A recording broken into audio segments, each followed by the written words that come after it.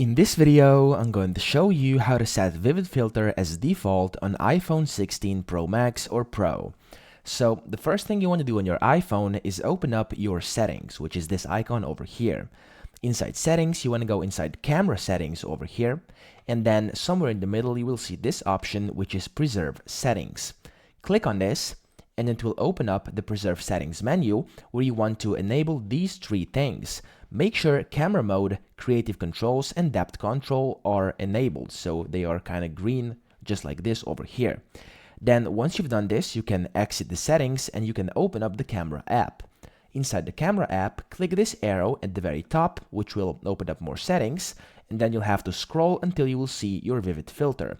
So once you are on your Vivid Filter, you want to set your tone and warmth to whatever you'd like it to be at the bottom of your screen where there's options.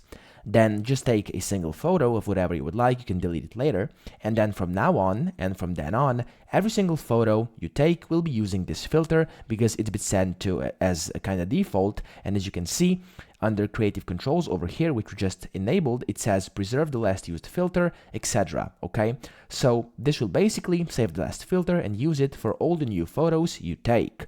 And essentially, you've just set this as a default on your iPhone. So I hope this video helped you out, and if it did, please subscribe to the channel and help me out as well.